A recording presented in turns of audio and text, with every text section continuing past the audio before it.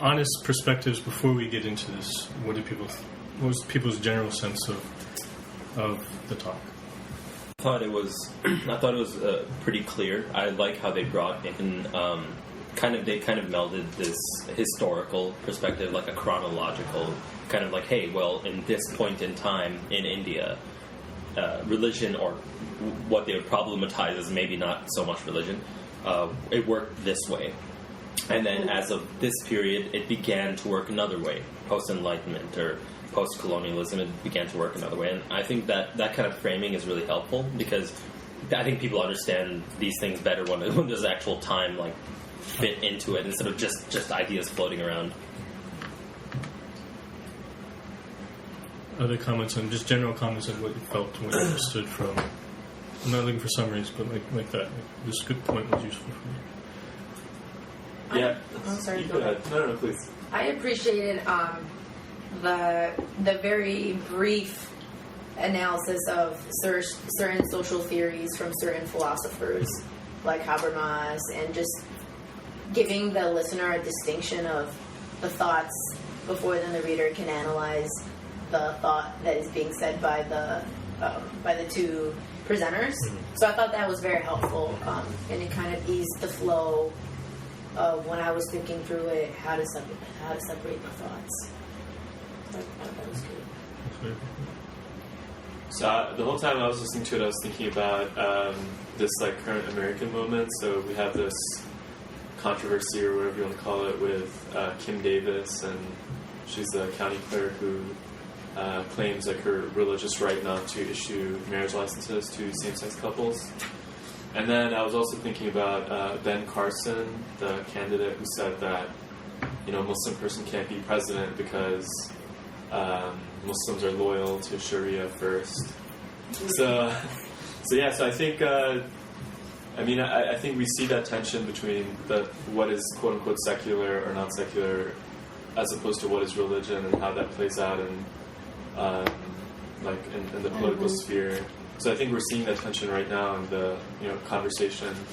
So that's kind of what I was thinking of as I was listening to it. And I think it's kind of instructive, the discussion. I didn't know what secularism was. I still don't. What I left away from it was, it seems like religion isn't fabricated, but it's manifested differently in these different conditions of power. And specifically, it's like, I was having this conversation in the car coming here. It's like, what is like, there's different faces to it of like, not like what's the difference between religion and faith, right? Is this sociological definition of religion, given all of these power considerations and different realities? Like, how do I determine how I live my life given these realities? So, I'm still grappling with the secularism piece, but I was more interested in like this redefinition of religion, given the historical context of how that definition is shifted over time, and this enlightenment piece. Because I'm thinking of it just in terms of like race, being born 24 years old, kind of having some understanding to the past 200 years, or familiarity with the past 200 years. You know what I'm saying? Together. I believe so. I understand. I was more concerned with what wasn't there. Yeah. And what wasn't there was a notion of the history of ideas.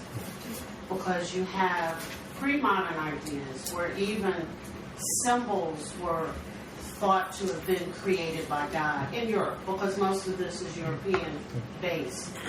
And those symbols come to represent things even inside of the various traditions. But once men start to really move around, like that other iteration of globalization, you have them coming into contact with others.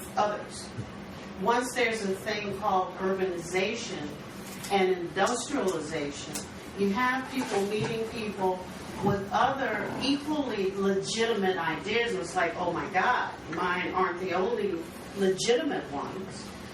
And similar and dissimilar notions of value and truth. So now the religious symbology, so to speak, no longer is directly connected to God. Okay? That's your secularism. Once it becomes dissociated and becomes more material, you are able to get these notions about secularism as something not necessarily opposed to, but different, and also at the same time allowing for multiple and sometimes competing notions of God, because you can't have that inside of when they developed not the religios, the Latin term, but the more modern thing we've come to always call religion, because it's really just faith traditions, right? But as long as they don't meet each other, they're okay. Once they meet each other and people start interacting, it becomes a challenge to identity, one's self-identity. And that's what the space of secular sits out there to encompass, so to speak. But it's also back to a Potterized thing on the fear of small numbers. You know, when you have a predominance of one faith tradition and people trickle in from, and that's kind of the rationale behind that whole series, is why is the fear there? Well, the fear is there because it further compromises those symbols, even though they've been disconnected, so to speak, but not, and the belief systems from the creation of God. They're still there. And when people come, it becomes a direct challenge to what you say you believe. And I just don't think the author laid out that stuff, because Habermas, Nietzsche, all of the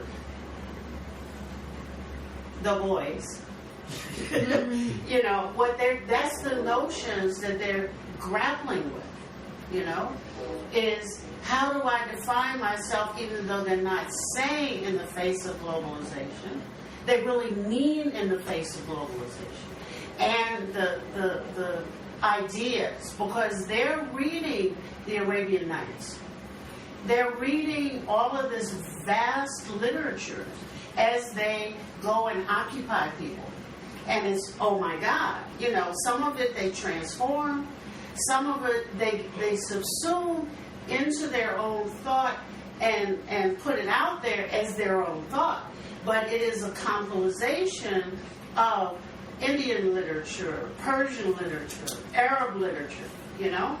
And so it just gets subsumed under other titles, because those works are early 17th century translated into German, for example, and to the British English. I don't know.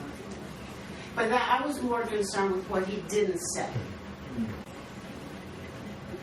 One thing that stood out to me a lot was that coming from someone who I've never really studied like the analysis of, you know, secular thought, so it was really interesting and helpful for them to talk about how the mythology was constructed and the definition of like the secular myth. So, you know, and I think one of the ways that one of the authors explained it was like it's taking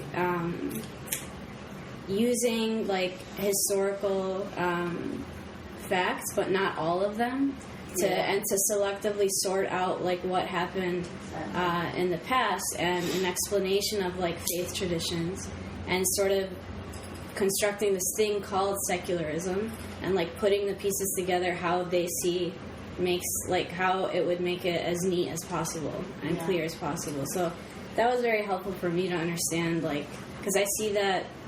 I think like secular thought in America and sort of in the, you know, culture that we're in, like it is kind of like treated as like it's always been that way, or it's a default or of some kind, And it's interesting that they talk about how they compared, like, how much of, like, faith traditions and, like, religiosity has shared ideas and has brought ideas for thousands of years, as opposed to secular thought, which is, like, really new.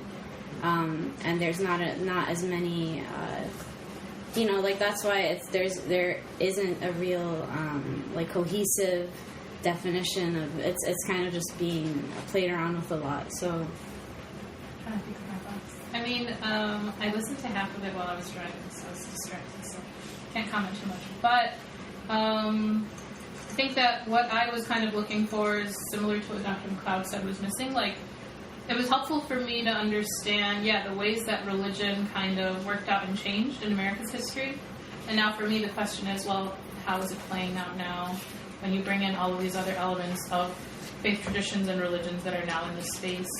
And, for me, I was thinking about the question of, how you can be secular in different ways, so what are the different ways of being secular? So maybe that's something that we can talk about. Mm-hmm.